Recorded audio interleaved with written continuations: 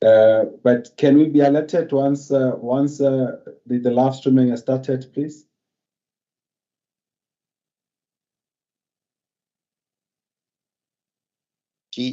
She has sent a message indicating that we are live, so I'm just confirming with her. All right, but can we deal with it in the same manner that we dealt with the other meeting the other day? So we will then, once we start, we will then avail this the actual record of the meeting to those people that might be interested, so that we don't delay the meeting further. It's been delayed anyway. So if we're not live streaming, an eye on it. But when we are indeed live streaming, we can then alert the public or you can alert me, then I can also alert the public to the fact that whatever parts of the meeting they may have missed, they will be able to get hold of the record. That the record will be made available on NESA website. But content that we are for the benefit of the members, of the public, that we participate at least just to listen towards to the proceedings. So we need to be ready to live stream. Please, IT, beg on you. But okay, I was still saying the purpose of this meeting, Mr. Chairperson, is to request ELS to approve a temporary exemption for RCL food, sugar and milling blood from complying with Appendix 3B, 3D and 3E of the Information Exchange Code, version 10.1 of January 2022. So RCL food is a sugar and milling plant that is also categorized as a cogeneration facility in 1976, and then 4 of its turbine alternators, known as 4, are not compliant with certain aspects of the information code as detailed on table number 1. The corrective action plan or in the remedial action is provided on table number 2 to achieve full compliance. Basically, what is required here, Chairperson, is that they must submit information to the system operator in a format that is prescribed under Appendix 3 of that information code. The Appendix 3 of the information code, it elaborates, is just for information that is required in a form and format that is required by the system operator. That it was found reasonable that because every 6 years they do a major overhaul, that information during from March up until May, that is when that is major overhauls. Hence the temporary. With that said, Mr. Chairperson, I would like to take the members under recommendation under 14.1 to request the ELS to approve this temporary exemption as tabulated on table number 1 with condition 14.2. Thanks, Chairperson. Thank you, Manzini. Members, you've got the request before us. If you can engage with it, please. First question goes to Madam Spear. Thank you, Chair. Thank you to the presenter. Chair, for me, it's a process issue if they can confirm the team, because the exemption is a delay in the first one, which is TA, track the progress on those so that the delays cannot have an effect on all others. And if ever there are any measures or within the conditions, sort of measures like penalties, not financially, obviously, to make sure that there is no further delay on those dates that are stated there, because delayed and therefore even affects the last one, which is on 2027. For me, that. Thank you, Chairperson, for the opportunity. Chairperson, I'll be very quick. Mine is just for enhancements, so that it is important, some of the aspects of this analysis for the sake of decision making. 2 things. One is the impact of the exemption. I think we did not would affect perhaps the the information that is required by the system operator, if can be informed about the impact of the exemption that is sought, and also just enhance on the usefulness of this information when it is not made available or exchanged at the time that is expected to be exchanged, that are put in place in between, before the major overhauls, just to make sure that there is nothing that will happen that could compromise the system or the grid, and also compromise the system operator in terms of useful information that it may need. Not numbered, page 3, it will be the second paragraph of page 3, line number 3 there, where it states that these plans are used to mitigate. Is that a correct statement, that these plans are only used for load shedding? Is it not? Are they not used to alleviate electricity supply constraints, including load shedding? Thank you, Chair. Mr. Mkhize? Yeah, thanks, Chairperson. Not seeking to repeat what my colleagues have said. I think it would help to indicate when this information exchange code came into effect. Because you get it that this problem has long been there, and the action is only taken now. So one tends to ask, when did it really come into effect? And if there are other plans that are date for the unit major overhauls.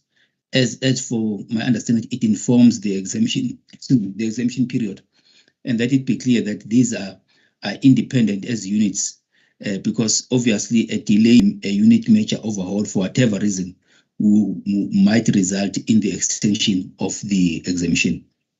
Thank you. Thank you, Mr. Mkhize. Any other question, members?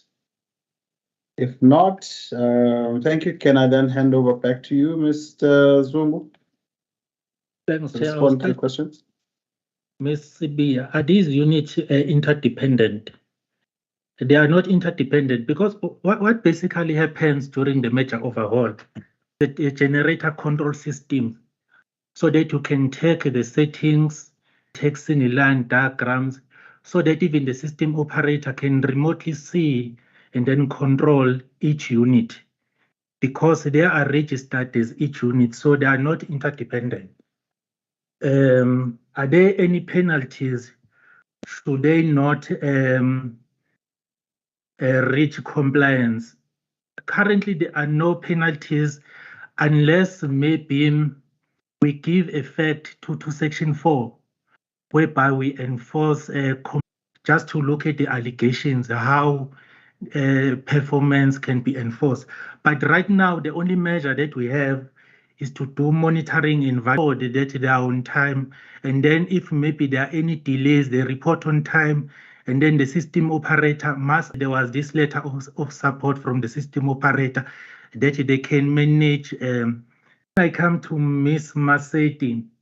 What is but before you move on, Mr. Zungu, there was the impact. What are the impacts of the delays? That was the question. Are required to provide grid support, but on top of that, the system operator provides opportunities in terms of ancillary service. But before they can do that, they need to know what is connected in terms of performance, so that you don't find maybe this RCL food trips another power station elsewhere because they don't have this data, they cannot control it. So that is a technical impact that is associated to say they can provide ancillary service, which are regarded as opportunities. But in terms of the license condition, they provide grid support. So it also addresses Ms. Maseti's question to say, are they only used to mitigate other things? Mr. Mkhize's question, when do they up until May, and then just collect? Look, I'm not too sure, because I think the question, the reason why I was asking, Madam Spear's question was that if there are any dependencies, what would be the likely impact of those dependencies? It's very linked. It's linked very much to the usefulness of the set that the colleagues were, and I'm not sure if they are properly to accommodate even the older plants. But these ones, the challenge around this one, even if you go to the manufacturers, even find the manuals, the specifications that were there when the plants were commissioned. So in order for these old plants to get that data, they need to do physical testing. While they're doing those testing, then they record the data as new data. So that data will then be submitted to System Ops to say, System Ops, these plants, this is how they operate. The excitation, this is how they go to the manufacturers that they initially produce these plants. They are no longer there. This like the card that is no longer being produced. So we are waiting for those periods to the 6 yearly overhaul to come in place. So these plants, as Muzunga said, they are not intended overhaul. In that plan, they need to come up with tests that will produce this asset. So that's an impact. That's the negative impact that System Ops is sitting with. To say we have these plans, but you don't know, we'll disconnect. Hence, we are having this condition number 4 to say we are granting you this exemption, but if you're making the situation worse during abnormal condition, we'll definitely disclose. It's not there. We cannot just disconnect because information is not there. But we need to monitor the plans that they have put in place to say for each generator, if it's delayed, obviously, if the actual overhaul of the generator is delayed, they wait. But we are hoping that the monitoring that will come after this will ensure that the plants, they do go for general overhaul and they produce the expected date. I think, and we hope we are all clear. These are ancillary services. But if in the event something happens and the System Ops has to isolate a particular plant, they've got the ability to do that. So it's really just the ancillary services, and it's information that is useful for provision of those ancillary services, but those plants that can't provide that service, if there's anything, whatever happens with them, they can be isolated, but then we've got that condition D that says no deemed payments shall be claimed. So if we've been isolated because there are things that can't be done with you, the System Ops can't communicate on board PET. I think you can further enhance the RFD if need be. But just to indicate that, colleagues, this unfortunate in terms of these cogens, specifically these ones that are linked to cane production or cane processing. The cane processing period is a fixed processing period between 8 and 10 months in a year. So every year, just that as they indicated, that the major overhauls are perhaps done in every 6 years. But the cane production period is a fixed period. They don't produce cane or they don't process cane every month of the year. So I'm hoping that the questions have been addressed. But I see Madam said in the RCAs, so it will be on the cost associated with deemed payments. Thank you, Chair. That in terms of that item 40 of these conditions, because they can't meet a particular condition, is that at least to answer?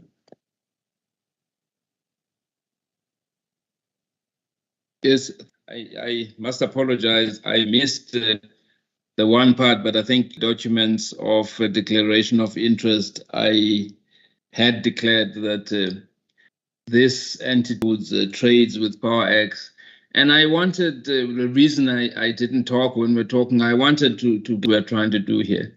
These entities, we want to request, I don't want to delay this process. In fact, I shouldn't be participating, but I think they write these submissions. They must stop this copying and paste and do one that is specific for not a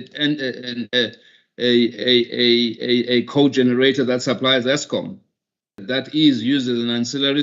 I just don't want to participate in discussions where there's anything. Not stop anymore and listen to the guys and the submission that is misleading. And I apologize for that, Chair. No, thank you, Mr. Bukolang. That the guidance is I think is fair. I know that the colleagues have said they were going to investigate these conditions. Firstly, to just to get those that to whom they apply to actually get them to sign off. Number one. Number two, I think the point you are raising is that even if there is a temporary exemption that is sought, the conditions that are then put under 14.2 should be a provider to that generator. And this particular what happened before you came, Mr. Pukula, before you rejoined, was that we do know that RCL is selling. The question is, does paragraph D of 14.2 apply? That is a fact. So, colleagues. Chairperson, what do we do? Because I think the issues Mr. Pukula raised are very important in terms of the quality of the decision. Otherwise, we were kind of misled part of the information and that clarity that he has provided to assist the quality. The first, and then we'll come back for a response, Mr. Mkhize.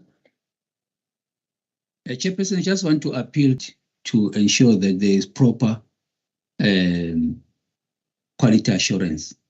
On the face of it, it should be a very straightforward submission, but it's taking time.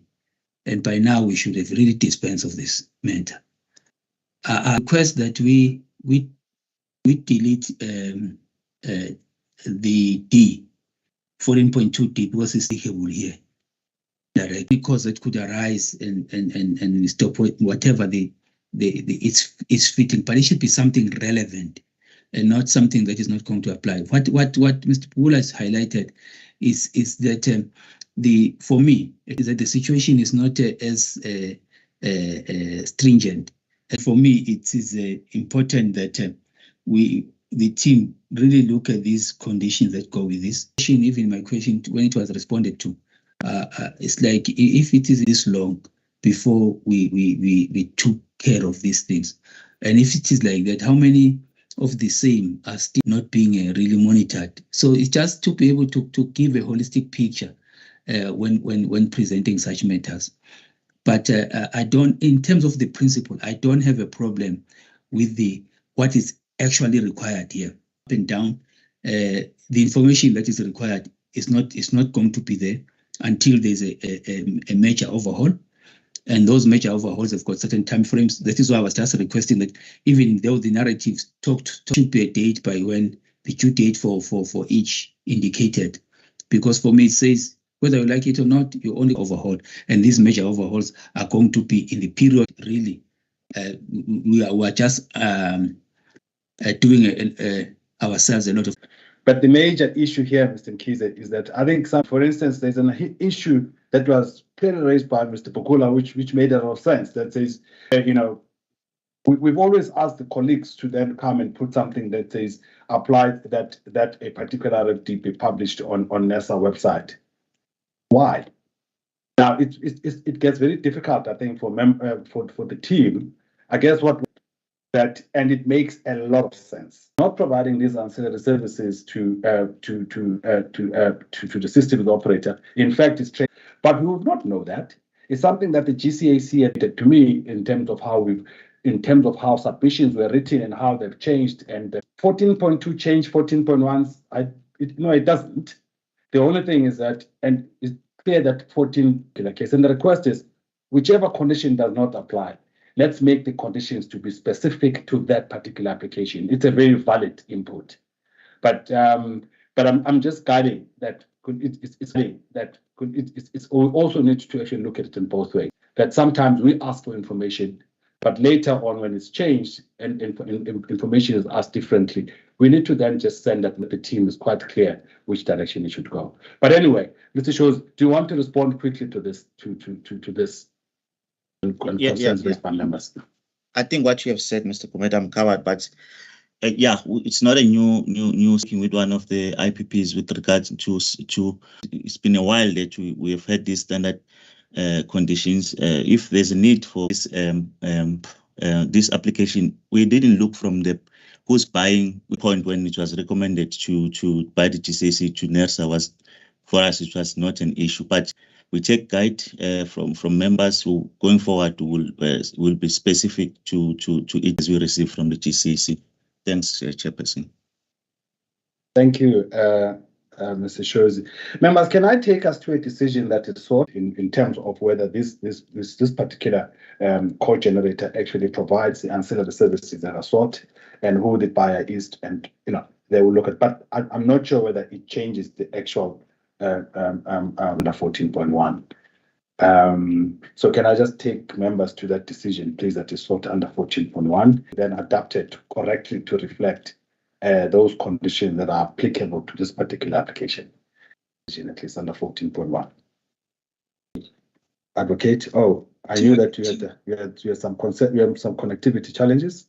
We saw that. Chair, I do. I'll do it here they mustn't do it here in the meeting, Chair, but they must send us to support the recommendations. Especially, I took your point, Mr. Kokula, that perhaps you didn't even want to participate necessarily. Power is who buys the power.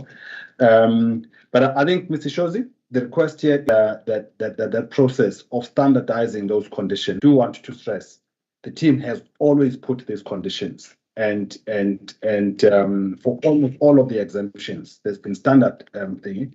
But the issue that's been raised by Mr. Pukula is very correct. So they need to actually now be very apply to that generator and not be generic. And also they need to finalize the process. They've started with the IPPs to ensure that all of the IPPs agree with the conditions that are then attached. I'm sure the team will that, and they will then circulate that information. It might change now the decision. Is it not that in terms of 14.2, you had off subparagraph D, and therefore when you read the recommendations, I was under the impression that will be the change. I agree with that. Yes, Chair. So otherwise, if we now say it will be done outside of the meeting, then it's changing the decision. Thank you, Chair. I guess that was the issue on this. Hopefully it will make the others go a lot more smoother, and the issues that take into account. All right, thank you. You've got a decision in terms of 7. Can we move on to IT? We will do this after. Thank you, Mr. Mkiza Jr. Thank you, Chair. This is also an application, and I'm taking to the comment. You sound a lot better. Continue. Yeah. Okay. PV and Kocha wind farm. In summary, I've indicated in table 1 the application. You recall, Chair, that I presented this in December, but so I've included these. And the reason for non-compliance is indicated in table 2 for each of the plants. So I'll take it as read, Chair. So lastly, I'll just draw you the exemptions for the 3 plants that I've indicated. So we are asking the committee to approve the temporary exemptions as per table 3. Conditions are indicated in section 2.2. Sorry, in the last section of the submission. These are the conditions that have been vented in the last Thank you. Mr. Mkiza, before the question is asked, are there any of those conditions A to D that are not applicable to this this applicant? No, Chair, I'm aware. So far, they are all applicable. Thank you. Thank you, Mr. Mkiza. Members, you've got, if you can engage with it, please. Thank you, Mr. Mkiza. Nice and short. Thank you, Chair. Thank you to the team for the presentation. Just a process issue again here, Chair. I hear Mr. Mkiza saying that there was a presentation done in December on this matter. I remember well. But I just want to ask with regards to the status, especially of the first one, because the existing exemption expired in December. So from December, what is the status of it? Because now we are only going to end of Jan. So what is the status of this 1 month? Is it a non-compliance? Is there any other process where? Chairperson, just one question from my side, and it also goes to the whether before we come up with these conditions and bring them to the subcommittee for a decision, ability of that licensee to comply with those conditions, to agree to such conditions. So, so this will also eliminate condition sub D there on deemed energy payments selling to Eskom. Are they happy that they would not be allowed? Or the output that was expected was not sent out or delivered. Thank you, Chair.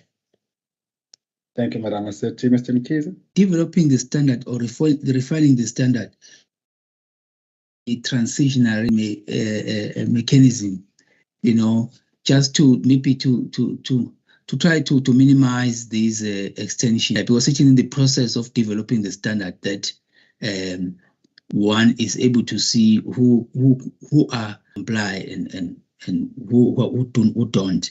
It may not exactly apply as I say, but I think it's something that is worth considering, even in the very development of the standard. And then on table 2, I'm a bit another compliance test before the. Over to you, Mr. Mkhize Jr. for responses, sir. Yes, no, thank you, Chair. I'll try my best to answer the questions. The first one was from Ms. Bia regarding the process. So the question was, what is the status of the plant as it stands currently? And well, to deal with the non-compliance. That means once we've approved this non-compliance, it'll then be official that the plant is not. The items that are outstanding have been fixed as per the plan that was provided of the submission. Mr. Mkhize, I'm not sure it was outside, but you were breaking. I could have been the one breaking. I know my system is unstable, but it's clear on our side. Oh, okay. No, thanks. Please proceed. All right. Thank you, Chair. I think I can pass on that one. Ms. Maseti says, before we come to the conditions, do we consult with the licensee? Proposed in conjunction with the GCAC that we start doing that.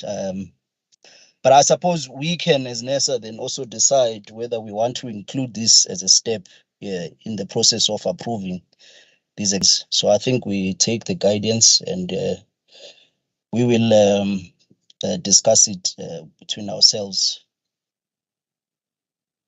And then the member proposing include a step, okay, we into account. And then Mr. Mkhize, you mentioned about trying to minimize the extensions when we compare guidance, and we will obviously also convene and discuss on this issue. And then in terms of the due dates, the first column, there are 3 columns who says due date for compliance testing. They will not meet that deadline of 5 February. Obviously, they also didn't meet that deadline of 31 December. I think that's about a year of extension that we are providing them in total. So with that, I think I hope I've answered the Chair. Thank you. Thank you. I see there's a follow-up from Madam Tole, and there was a question, there was a hand raised earlier from Ms. Rakhalakani. Point out that the issue around the consultation of these conditions, I think it was exhausted in the previous meeting, and the team indicated the impossibility of each and every IPP for conditions. Because remember, Chairperson, these conditions are for the network itself. So we are saying, at minimum, we should comply with this code, but we are not complying. We are saying we are giving you these conditions are not crafted by NESA Secretariat. That deliberating, all the participants are represented. Solar industry, PV and wind, they are part of this. Because for us as GCAC, we cannot be seen to be promoting the non-compliant act and expect to read these conditions in the manner it's supposed to. But to protect ourselves during this period, these are the conditions. And it's been exhausted as GCAC, and it was discussed. And if I remember, the CEO also highlighted consult with each and every. These are not license conditions. These are exemptions attached. Means that see the impact of the conditions. So, Chairperson, I just want to appeal to the committee. To view this from the perspective of protecting the grid than to promote just a blanket connection of the plants. Thanks, Chairperson. Thank you, Mr. Shozi. Advocate, apologies for delay. Consult with the licensee and agree with them on the conditions that we are going to impose. And my point, Chair, which is linked to what Mr. Shozi was saying just now, is that I'm not sure as a regulator we should be regulating by agreement. My understanding is that we should be regulator. A party has a process that they can follow in terms of the Section 10 in NERA. So I just wanted to say that, because if we really try and regulate by agreement, what if there is no agreement with whoever we want to impose the condition on? So I just wanted to say, Chair, let's be cautious of trying to regulate. There are certain things that we need to do as a regulator without really, by really following the laws that are provided in the governing legislation, than to try and reach agreements where it's not really necessary. So, Chair, that was just going to be my point, which adds to what consult with all of the licensees. Thank you, Chair. Colleagues, can I request, and we're 14.2, and there was a process which was proposed by the team last year or something when we were discussing this very issue. To the extent to which it affects decisions, just pleading that we don't stop on something like this. We know very specific with the conditions or whatever is proposal coming from the GCAC, ancillary services. There are those plants that are not necessarily supplying ESCOM. There are those which are trading. But to the extent to which, yes, they impact the grid, we then say this is to protect the grid, but be very specific about those issues. Madam Massetti, I will. Chairperson, as a person who would always like to raise an issue that is required from the committee, this is just an issue because almost agreed on. And that could have industries represented. For me, that will be wrong. It will not be the way that I would like to regulate on the basis of agreements and request in that specific instance for an exemption. I am saying that it is important to verify whether such exemption is practical and whether that's an ability to fulfill that exemption, or whether it is applicable to that licensee. That will eliminate this problem of bringing issues here that are not applicable to the application.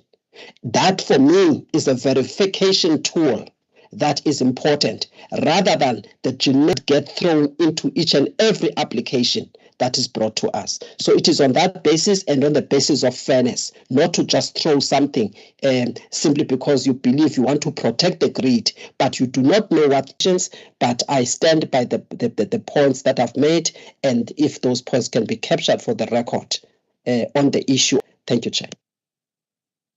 Thank you, Madam Massetti. I think the point is well made. So, and I do want to stress again, 14.2, the team had come back and the last time that we were here and did indicate that, unfortunately, these are the 4 conditions we have always been imposing until, in fact, that those conditions, before they are brought here, they are specific to a particular applicant, where possible, colleagues. I think let's be specific about that, where possible. With that, can I take us to a decision, please? Decision is under 14.1. By show of hands, members, if we can actually make that approval. If we can, thank you, Mr. Mkize. Thank you, Madam Massetti, Mr. Junior. Can we then move on to, the point has been made. Mr. After. Ms. Rakalagan, over to you. The purpose of the submission is to request the Electricity Subcommittee to approve the amendment to clause 3.110 of the Transmission Network Code and clauses 2.1.17 delegation matrix to approve amendments to the South African Grid Code. As indicated, Eskom system operator to amend the grid code to include a new resource under the ancillary services called self-start capability.